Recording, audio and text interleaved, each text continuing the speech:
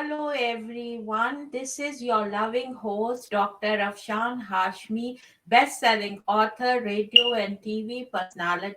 And today I am here to listen with you guys some highlights of Prince Harry's memoir, which was released on 10th January 2023, and is a very popular book. And so I bought it yesterday, and we will listen some audio highlights of the book together, and then I will give my thoughts on it. And but before I dive into the topic, I would like you to please remind you that these are my two books. The first one is The Modern Mughal Mentality, New Strategies to Succeed in India and the Global Marketplace. And this book was hot number one new release on Amazon, as well as it was Amazon bestseller. And I want a documentary to be made of this book. So all those Hollywood, Bollywood, independent documentary producers, please contact me at Afshan at drafshanhashmi.com. There are many American companies featured in this book, and I have conceptualized jugaad thinking outside the box, and I would love you guys to buy this book and give me an honest review. And all those documentary producers, please contact me at Afshan at drafshanhashmi.com. Now my second book, The Outbreak of a Monstrous Infection, was also an Amazon bestseller, and the beauty of this book is that it came in 2019, and when there was no trace of coronavirus. And in a very unique story, I have told that how a virus can harm the human population. Having said that, friends, I want a movie or a web series to be made of this book. So, all those movie producers, whether you are in Hollywood, Bollywood, Netflix, Amazon, or independent, please contact me at Afshan at drafshanhashmi.com. And also, please buy my book and give me an honest review. Folks, I'm a full-time author, so all these books, whatever revenue it brings food to the table. So I will really request you to go and see this book, and this book is available worldwide wherever books are sold. So please go and buy this book and give me an honest review.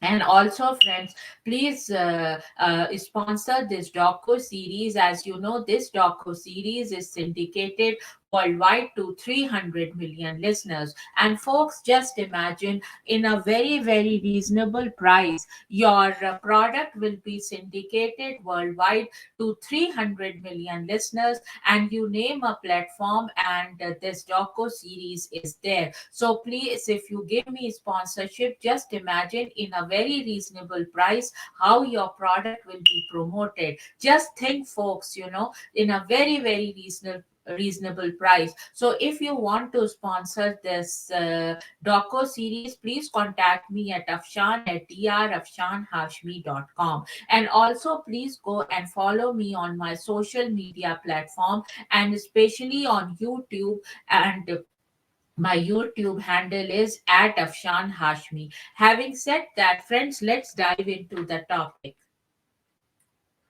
So first, I will give you, this is the Amazon page of the book, and it says, the description says it was one of the most searing images of the 20th century. Two young boys, two princes, walking behind their mother's coffin as the world watched in sorrow and horror. As Princess Diana was laid to rest, billions wondered what Prince William and Prince Harry must be thinking and feeling, and how their lives would play out from that point on. For Harry, this is that story at last. Before losing his mother, 12-year-old Prince Harry was known as the carefree one, the happy go lucky, spare to the more serious heir. Grief changed everything. He struggled at school, struggled with anger, with loneliness, and because he blamed the press for his mother's death, he struggled to accept life in the spotlight. At 21, he joined the British Army. The discipline gave him structure, and true combat tours made him a hero at home. But he soon felt more lost than ever, suffering from post traumatic stress and prone to crippling panic attacks. Above all, he couldn't find true love. Then he met Megan. The world was swept away by the couple's cinematic romance and rejoiced in their fairy tale wedding. But from the beginning, Harry and Meghan were preyed upon by the press, subjected to waves of abuse, racism, and lies. Watching his wife suffer, their safety and mental health at risk, Harry saw no other way to prevent the tragedy of history repeating itself but to flee his mother country. Over the centuries, leaving the royal family was an act few had dared. The last to try, in fact, had been his mother. For the first time, Prince Harry tells his own story, chronicling his journey with raw, unflinching honesty. A landmark publication, his pair is full of insight, revelation, self examination, and hard won wisdom about the eternal power of love over grief. About the author, Prince Harry, the Duke of Sussex, is a husband, father, humanitarian, military veteran, mental wellness advocate, and environmentalist. He resides in Santa Barbara, California, with his family and three dogs. And let's see. So Amazon.com sales rank. It is right now number 4 in Kindle store, number 1 in history at Kindle store, number 1 in memoirs in Kindle store, number 1 in biographies of reality at Kindle store. And here are the stores. And then let me show you.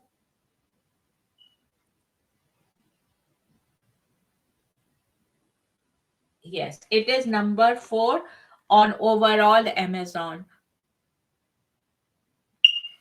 And today is 11 January 2023 when I'm giving this live broadcast. So now,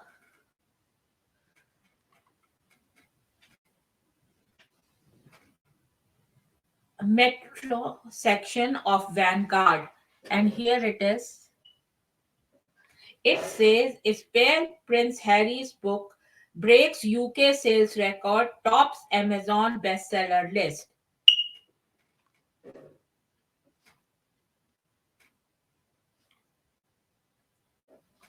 And it is from Vanguard in their metro section. The Duke of Sussex, Prince Harry's memoir, Spare, has become the United Kingdom's fastest selling non fiction book ever. So it says the Duke of Sussex, Prince Harry's memoir, Spare, has become the United Kingdom's fastest selling non fiction book ever. Spare, which hit the bookshelves on Tuesday, according to its publisher, had 400,000 copies sold so far across hardback, ebook, and audio layouts. Transworld Penguin Random House revealed this according to Reuters on Wednesday. Harry has made some explosive revolutions about his childhood in the autobiography, which includes the physical assault he suffered from his brother Prince William, the Prince of Wales. He also spoke about how he killed 25 Taliban fighters in Afghanistan when he was an Apache helicopter pilot at the war 10 years ago. And I will give my review after we hear the highlights, and after that I will give review. Folks, I have done thousands of book reviews. So if you have those kind of needs, please contact me at Afshan at drafshanhashmi.com. Now, talking more about from Vanguard. The latest bombshell from the book was saying he was born as a spare part of the air, William, the idea that birthed the book. We always knew this book would fly, but it is exceeding even our most bullish expectations, Transworld Penguin Random House Managing Director Larry Findlay said in a statement. As far as we know, the only books to have sold more in their first day are those starring the other Harry Potter. Earlier in the day, Carolyn Lennon, a retail worker and one of the eager readers who had headed to bookshops to get their copy on the first day of its release, said she would read the book immediately as she posed for photographers. I like him. I like the royal family, said Lennon, 59, the first and only person waiting to buy a book from a Waterstones bookshop in central London when it opened. Despite the lack of queues, Waterstones said there had been strong pre-orders for the memoir, which currently ranks as the bestseller on Amazon's UK, US, Australian, German, and Canadian websites. I know perhaps some of the things he says have rubbed different people the wrong way. Lai Jiang told Reuters after buying a copy in Singapore. And I know definitely there are a lot of people who say that he shouldn't come out and say the things he says, but I believe Harry should be given a chance to say what he wants to say. So this was from Vanguard Metro section, and there is like a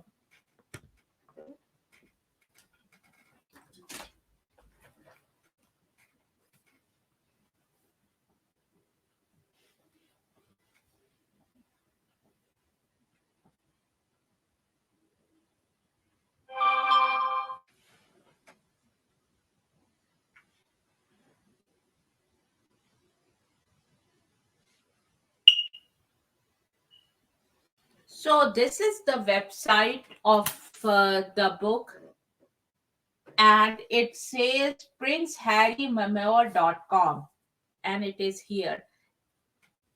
And then there is description of the book which I have read already from Amazon. And now we will watch some videos to have a full view, like a comprehensive view of what this book is about, and then I will give my review.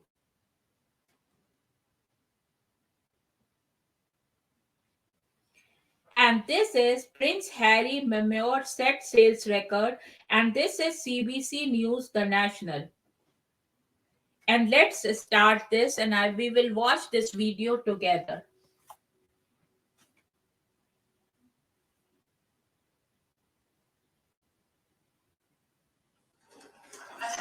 Preparing for the big launch, but Prince Harry has been staking out his position for some time now. And after days of leaked highlights, confessional interviews, and the ease of online ordering, media packs on the hunt for people waiting for bookshops to open their doors found themselves having to share. The book's narrative, 400 pages of it, swings. From moving accounts of Harry's struggle to accept his mother's death as a child, to petty grievances hung out in a public airing cupboard. You hurt my feelings, Megan.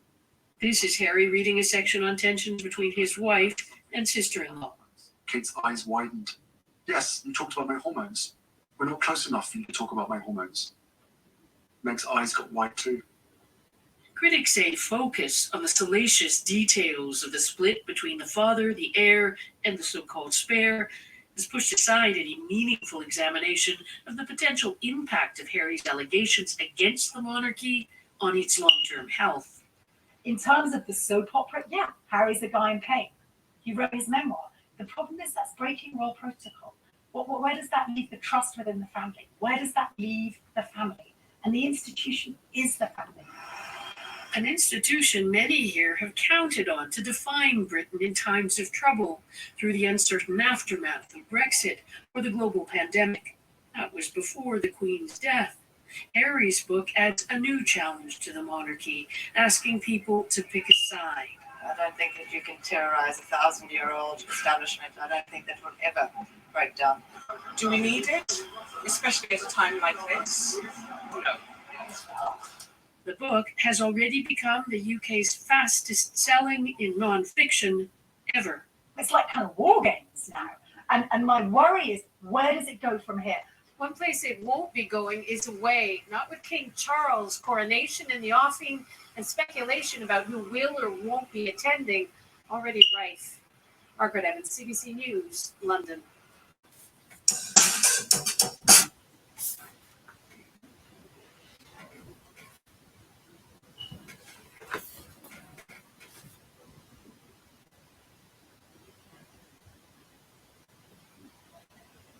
So now there is another video from the royals reportedly took drastic action over Harry's memoir, and this is from the list.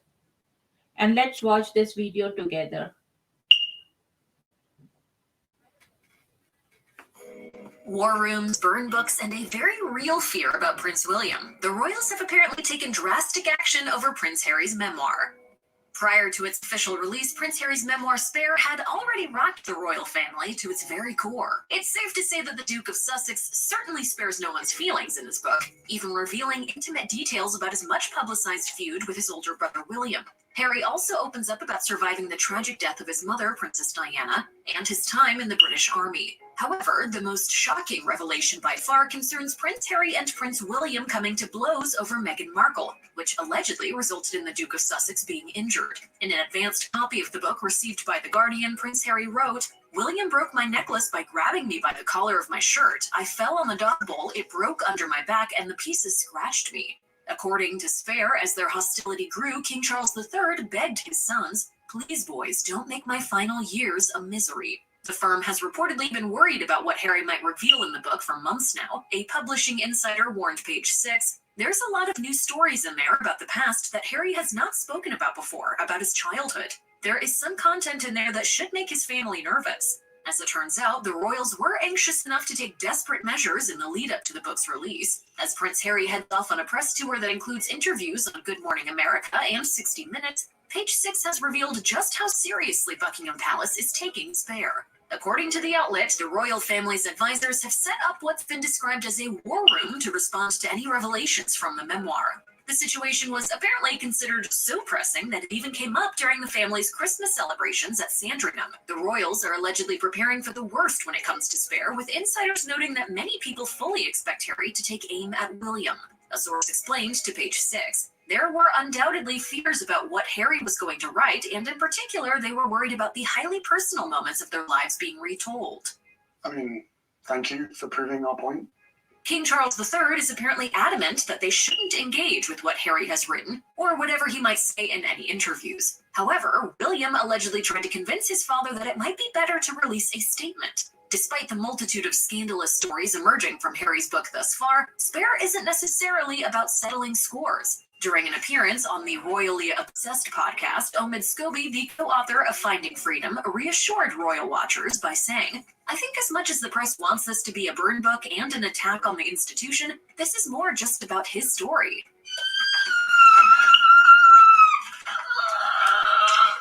Another reason Buckingham Palace is on the defense about Harry's book is because it comes just months after Queen Elizabeth II's death. In particular, Spare details how Harry discovered his beloved grandmother had died from the press coverage because he didn't make it to her bedside on time, per Us Weekly. You were not invited on that plane. It's not invited.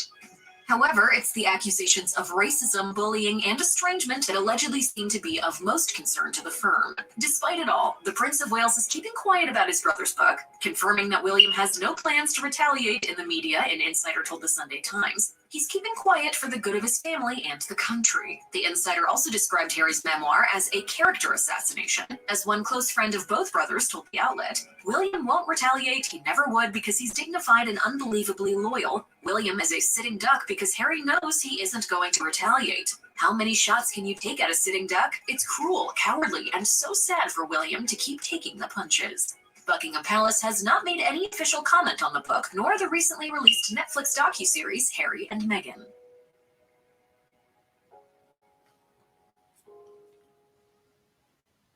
I have just released my brand.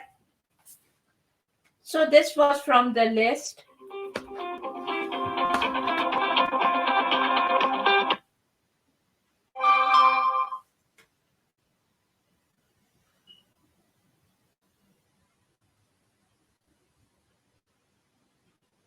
So I wanted you guys to watch these two videos, and now we will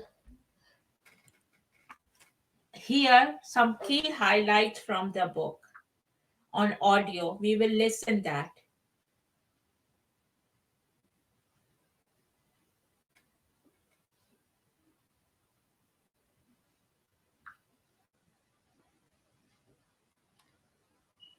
And these are the opening credits.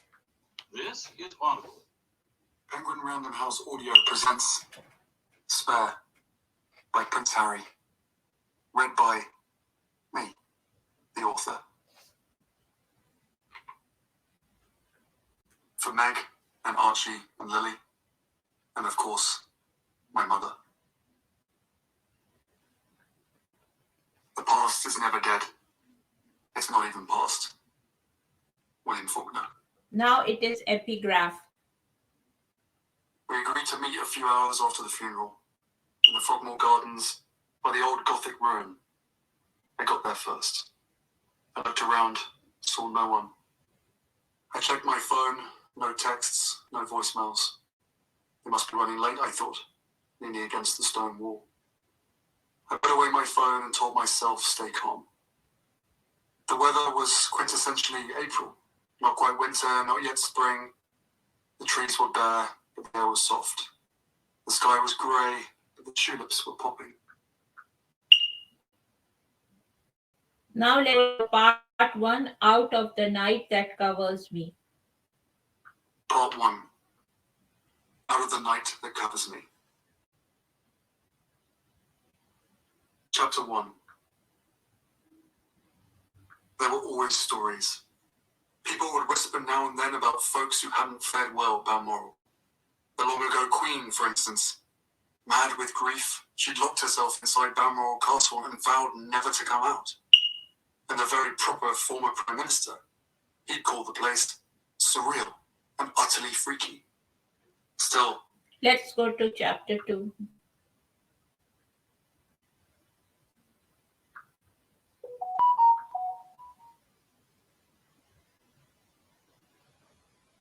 Chapter 2.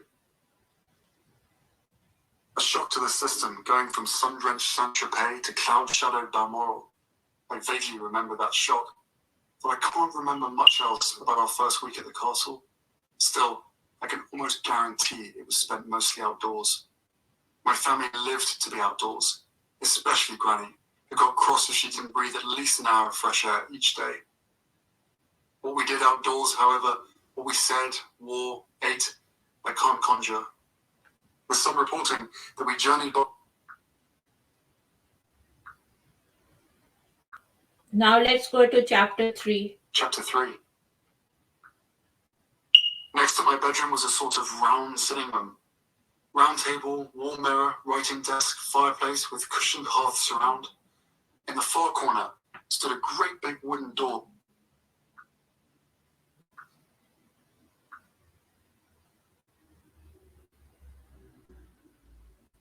Now I will go to part 2, Bloody but Unbowed. Part 2. Bloody but unbowed. Chapter 1. Britain's Ministry of Defence told the world in February 2007 that I was deploying.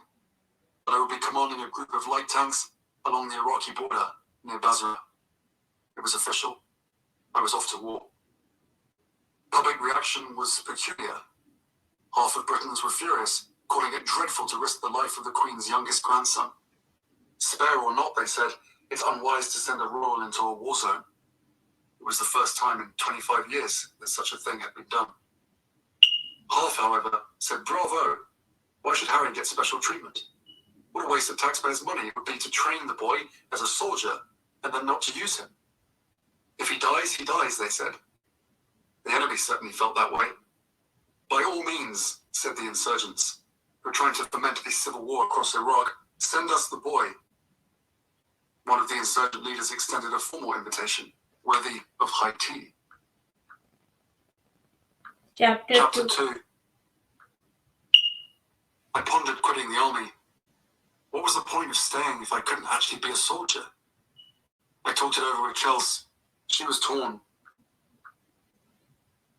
And the last chapter from this part 2. And it is chapter 87. Chapter 87. The next day we went to another house party, inland, though the air still smelled like ocean. More tequila, more names thrown at me, and more mushrooms.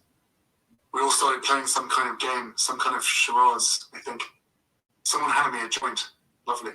I took a hit, looked at the rinsed, creamy blue of the California sky.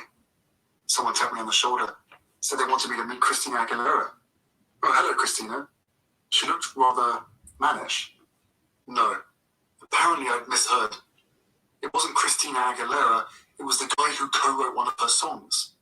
Genie in a Bottle. Did I know the lyrics? Did he tell me the lyrics? I'm a genie in a bottle, you gotta rub me the right way. Anyway, she made a boatload from those lyrics and now lived in high style. Good for you, mate.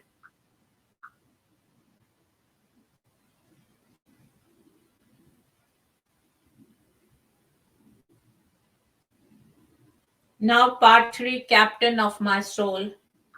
Part 3. Captain of My Soul. Chapter 1.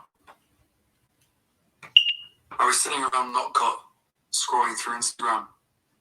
In my feed I saw a video. My friend Violet and a young woman. They were playing with a new app that puts silly filters on your photos.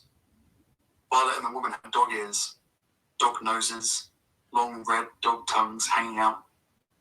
Despite the canine cartoon overlay, I sat up straighter. This woman with Violet. My God. I watched the video several times, then forced myself to put down the phone.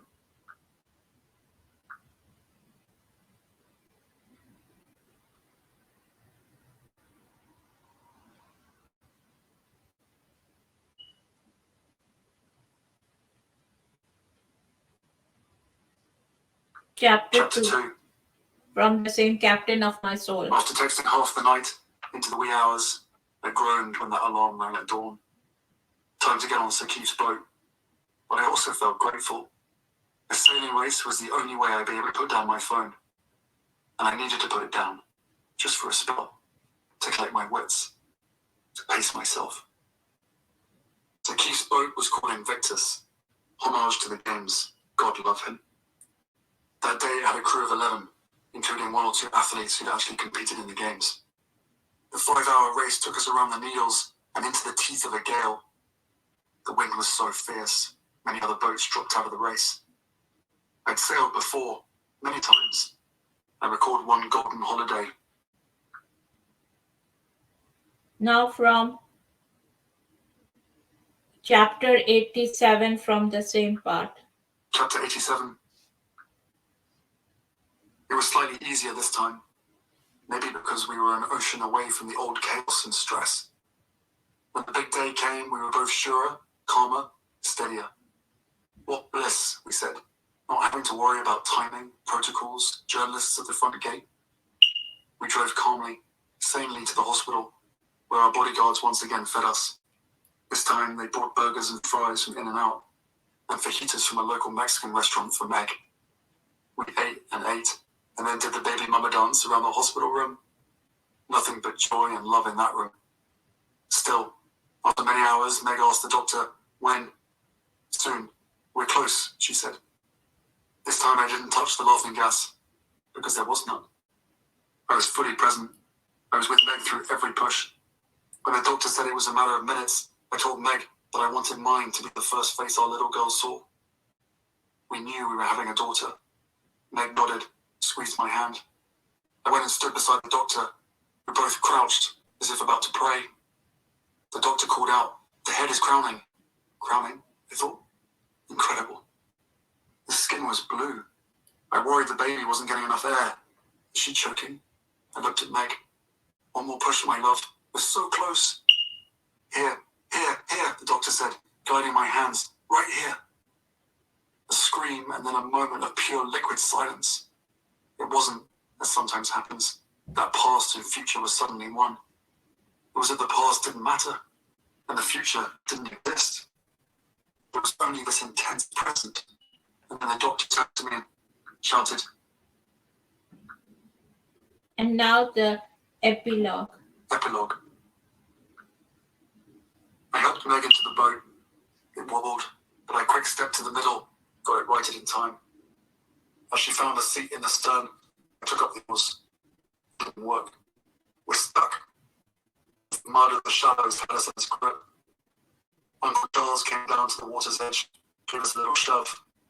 We waved to him and to my two aunts. "Bye, see you in a bit."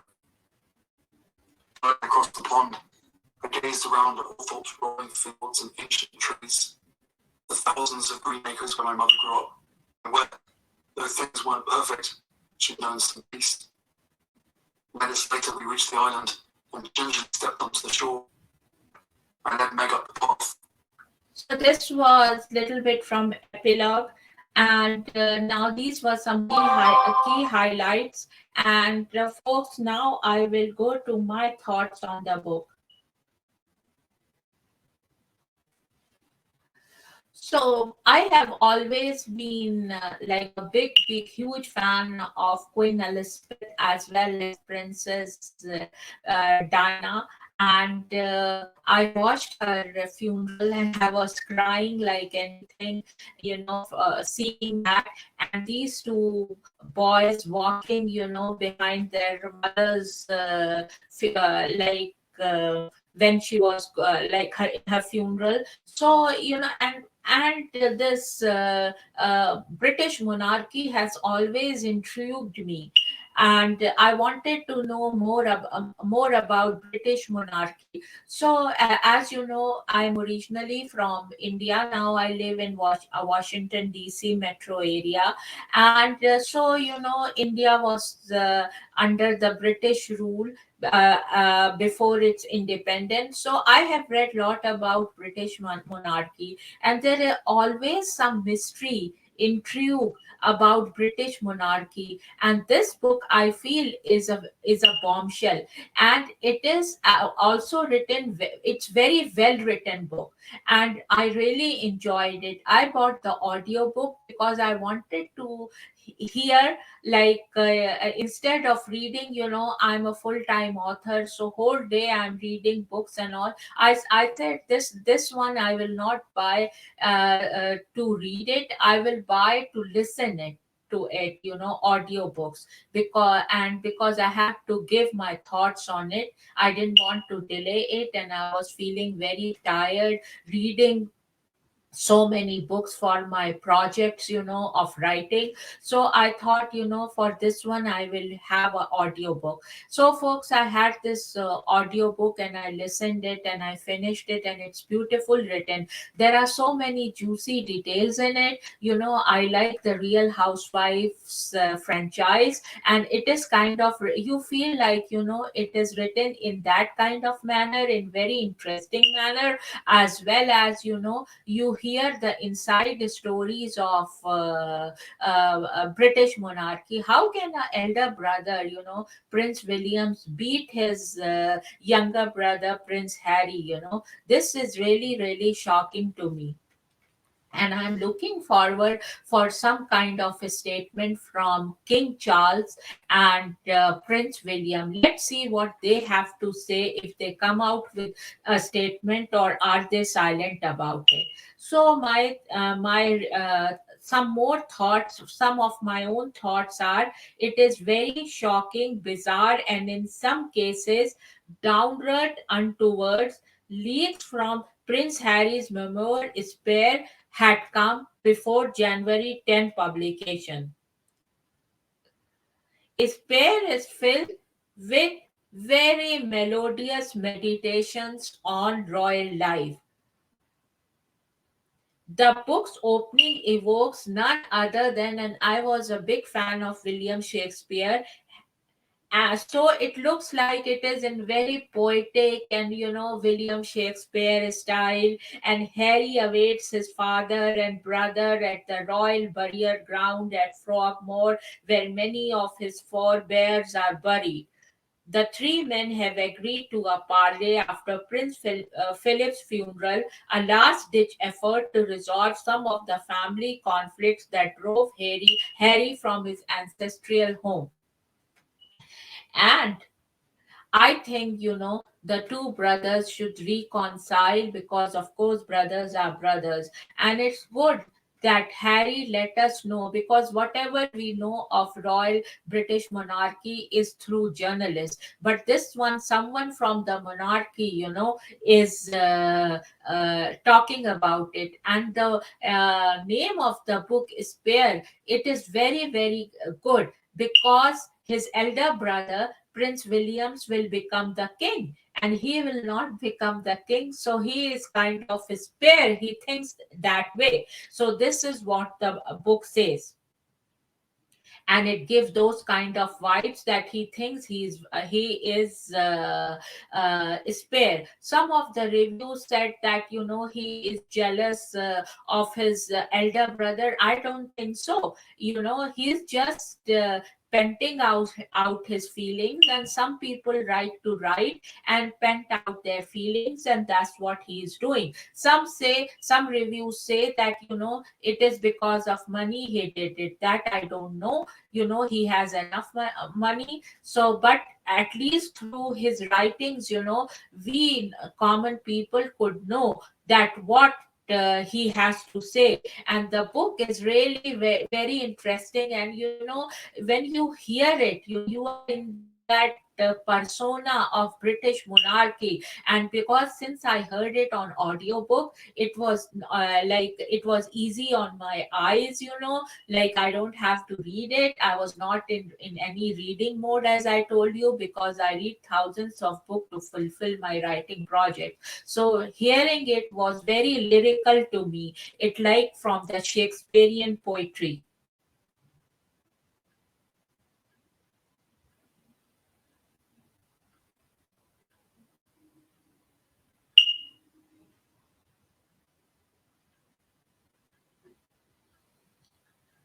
So he's able to extract memories from the subject and paint a vivid picture of these moments. And now my time to give, how many points do I give to this book? Go and buy this book and see for yourself. And I want to give 5 stars to this book. This is, really, and I love you, Prince Harry, for writing this book and letting into your life. This is so good. Just go and read this book, and you will like it as I am saying that. And now, before ending this broadcast, I want to remind you that these are my two books: The Modern Mughal Mentality, New Strategies to Succeed in India and the Global Marketplace. And I said before the review and all starting this program, at the start of this program, that I want a documentary to be made of the modern Mughal mentality. So all those documentary producers, please contact me at Afshan at drafshanhashmi.com. And many American companies are featured in this book. And if you learn the strategies, and follow them, which is given in this book, you will have a very successful life, a very luxurious life, and you will make millions. Having said that, friends, the second one, The Outbreak of a Monstrous Infection, is a science fiction mystery. And it shows in a very unique story what bioterrorism can do, what harm it can do. And the beauty of this book, Outbreak of a Monstrous Infection, is that it came before coronavirus. And in a very unique story, I have shown that how a virus can ruin the human population. Both my books were Amazon bestsellers, and The Modern Mughal Mentality was hot #1 new release on Amazon. The Outbreak of a Monstrous Infection, I want a movie or a web series to be made, and Tailflix has given me a very good evaluation, and they say my book is compared to Crazy Rich Asians and Outbreak and Contagion. So if a movie is made, it will be compared to those blockbuster movies. So all, and you can go to my website www.afshanhashmi.com and see what Tailflix has to say. There is a separate page for that. Having said that, so all those Hollywood, Bollywood, Netflix, independent producers, please contact me at Afshan at drafshanhashmi.com. And I have already written the script of this outbreak of a monstrous infection, and I am eager to sell the rights. So please contact me at Afshan at Afshan Hashmi and make my dreams come true. And since I am a full-time author, the sale of these books bring food to the table. So please go and buy these two books and give me an honest review. Having said that, friends, this docu series from the platform I am addressing you guys. Please, this platform is my doco series is syndicated worldwide to 300 million listeners. So if you give me sponsorship, just think your product will be promoted in a very, very reasonable price to 300 million listeners. And it is very costly to produce these kind of programs. So please give me sponsorship if you want these programs to continue. And also, please follow me on all my social medias, and I'm there as Afshan Hashmi or Dr. Afshan Hashmi, and especially my YouTube channel. And at Afshan Hashmi is my YouTube channel. Please go and see that and what kind of videos I make, and do comment there, and please do subscribe there. Having said that, friends, cheers and bye bye. And now I will end this broadcast.